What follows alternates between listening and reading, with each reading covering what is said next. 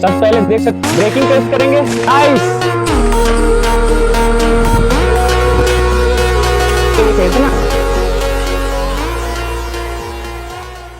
So hey everyone, welcome back to my new vlog. मेरा नाम है प्रांशु गुप्ता और आप देख रहे हैं द यूपी नबी जोन। तो भाई एक और व्लॉग के साथ मैं आ चुका हूं। तो देख सकते हो मेरे साथ अभी खड़ी हुई है महिंद्रा की नियो, और मैंने एक महिंद्रा की बुलेरो को भी जो व्लॉग डाला है, अगर आप लोगों ने नहीं देखा है तो आप जाके उसको देख सकते हो। मेरे चैनल पे ऑलरेडी वो डाल रखा है मैंने, 2-3 दिन पहले ही मैंने उसको अपलोड किया है। देख सकते हो मेरे सामने जो अभी बुलेरो की नियो खड़ी हुई है।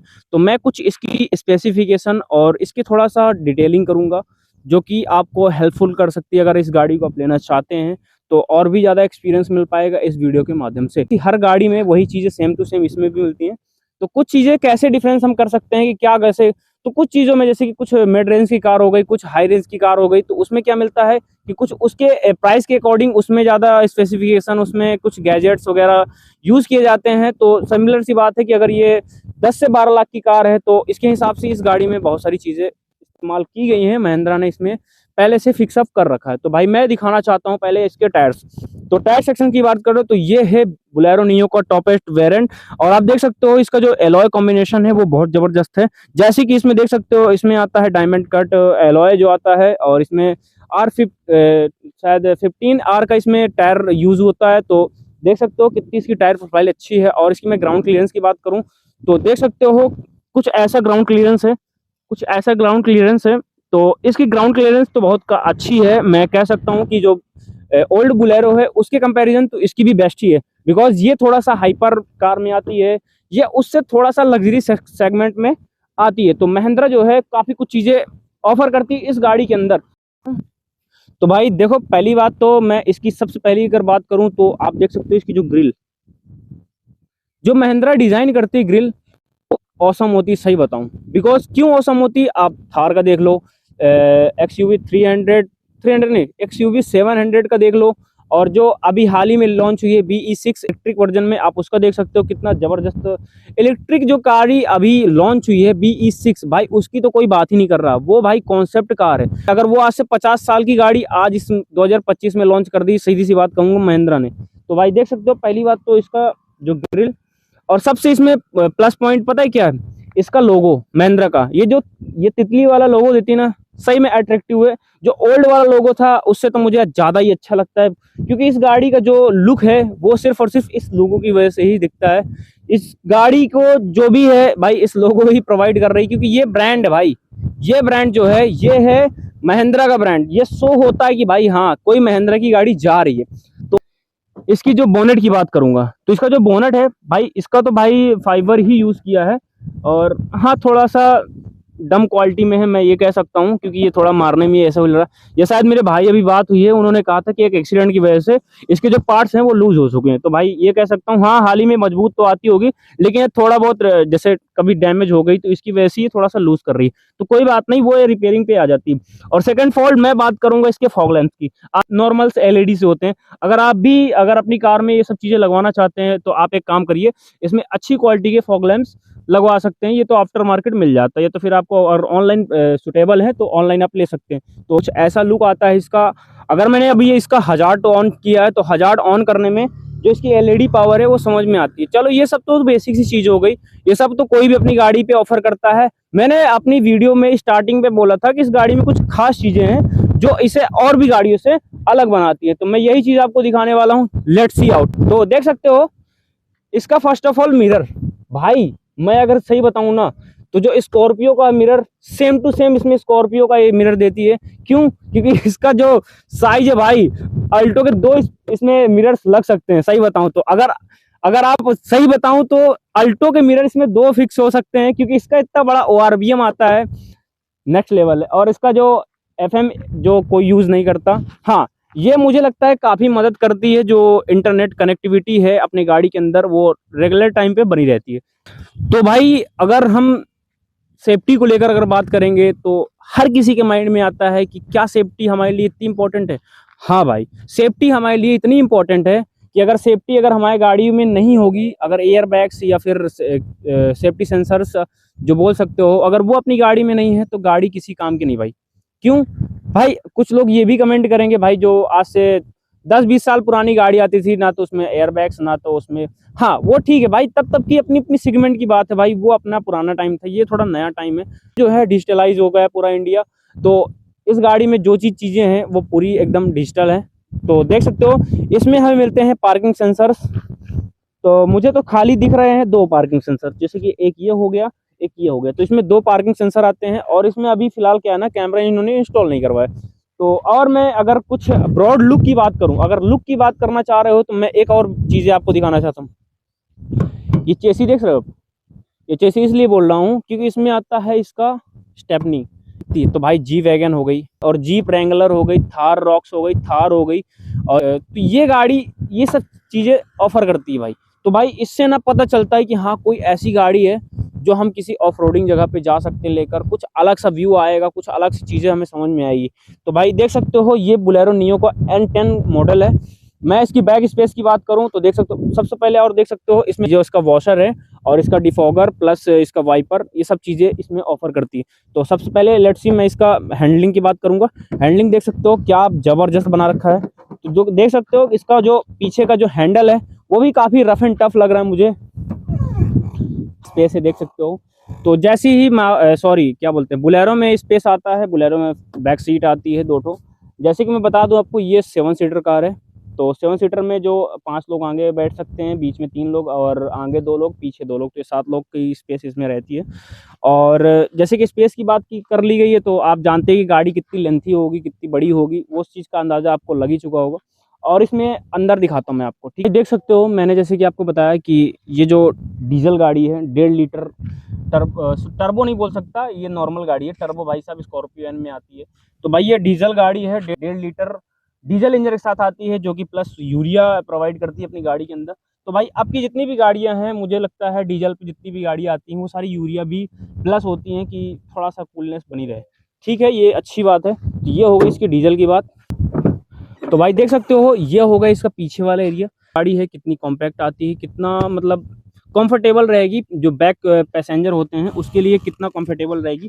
तो कुछ कुछ क्या होता है ना कि जितनी भी गाड़ियाँ होती हैं वो ओवर हाइट वाले बंदों के लिए ज़्यादा सूटेबल नहीं होती है।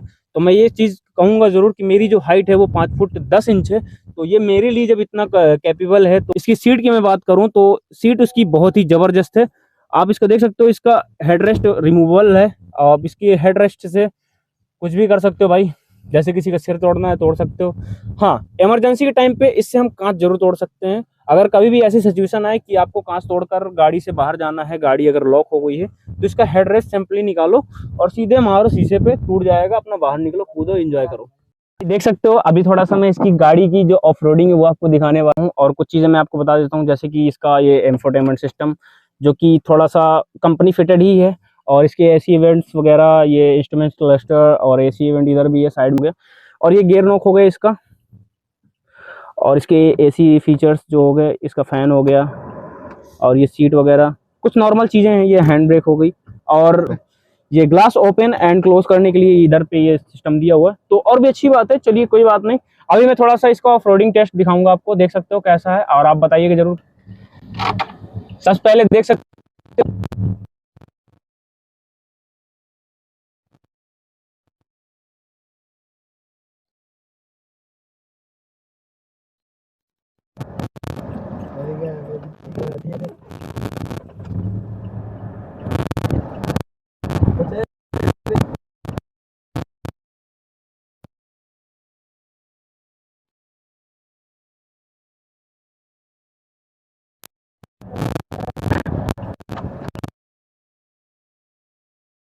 ऐसा कुछ इसका ब्रेकिंग टेस्ट करेंगे। नाइस।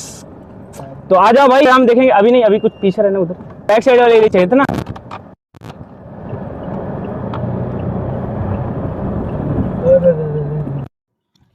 तो भाई देख सकते हो कुछ ऐसा है भाई, ड्रिफ्टिंग वाला जो देख सकते हो। गाड़ी की पावर थोड़ा ठीक ठाक है, लेकिन ये गाड़ी काफी चल चुकी है, तो थोड़ा सा इसकी जो इंजन की प्रॉब्लम से हल्का समझ में आएगी, बिकॉज क्या ना ये गाड़ी काफी चलती है। 1 लाख तो चल चुकी है भाई। ये 1 लाख किलोमीटर टच हो चुकी है भाई, तब भी इस गाड़ी की जो रफ एंड टफ क्वालिटी बरकरार है। तो अभी हम इसके ऑनर से मिलाएंगे आपको। तो mister Rudra ji please come.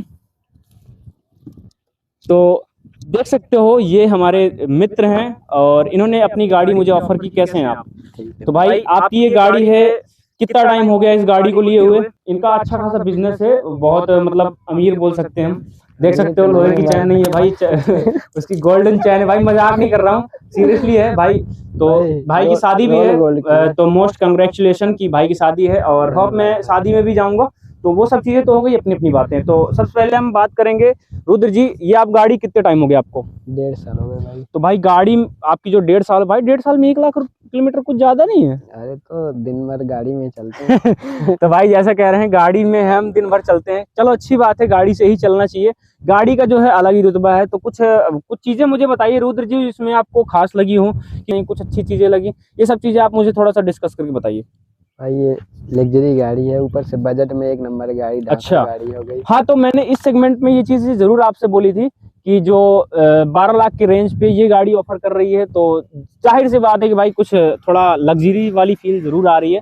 तो भाई ने भी यही चीज डिस्कस की कि जो गाड़ी है वो थोड़ा लग्जरी फील कराती है। चलो अच्छी बात है वरुद्र जी, लेकिन मैं आपसे एक चीज और पूछना चाहूंगा कि जो गाड़ी की हैंडलिंग है वो कैसी आपको लगती है? जो आपकी स्टीयरिंग है वो कैसा लगता है आपको? स्टीयरिंग बढ़िया लग रही है ना। अच्छा, तो आपको ब्रेकिंग में कंफर्ट जोन पे हो, तो ब्रेकिंग में आपको कोई प्रॉब्लम? ब्रेकिंग में कोई एबीएस सिस्टम है वगैरह। अच्छा, तो जो एंटी ब्रेकिंग सिस्टम अपनी महिंद्रा गाड़ियों में यूज कर रही है, तो मुझे लग रहा है कि वो ज्यादा प्रेफर्ड लग रही है इनको। तो एबीएस गाड़ी में होना ही चाहिए। एबीएस का जिनको पता नहीं है एबीएस क्या होती है, तो एबीएस का मैं एक चीज जरूर आपको बताता हूँ। जो नॉन एबीएस गाड़ी होती है, वो जो हम ब्रेकिंग करते हैं तो एग्जैक्ट पॉइंट पे ब्रेक अप्लाई हो जाता है। अगर एबीएस उसमें है गाड़ी में, तो अगर हमारी एबीएस गाड़ी में अगर हम ब्रेक अप्लाई करते हैं तो वो हल्का थोड़ा सा टच होगी, फिर ओपन होगी, टच होगी, ओपन होगी, ऐसे करते करते ब्रेक लगेगी, तो स्लिप होने के चांसेस बहुत कम होती है। अब ब्रेकिंग उसकी बहुत ही जबरदस्त होती है। तो ये हो गई ब्रेकिंग की बात। और हम बात करेंगे इस गाड़ी की कुछ अलग स्पेसिफिकेशन के बारे में, जैसे कि भाई 1 लाख किलोमीटर कैसे चलाएं। तो भाई आप कोई बिजनेस वगैरह या तो फिर कहीं गाड़ी चलवाते हैं? ये कंपनी में लगी है गाड़ी भाई, ये गाड़ी लगी हुई है कंपनी में, तो एलएनटी वगैरह में लगी हुई क्या? चलो, तो भाई देख सकते हो बोर्ड भी लगा हुआ भारत सरकार। भाई भारत सरकार के बंदे हैं यार, सही बताऊं तो।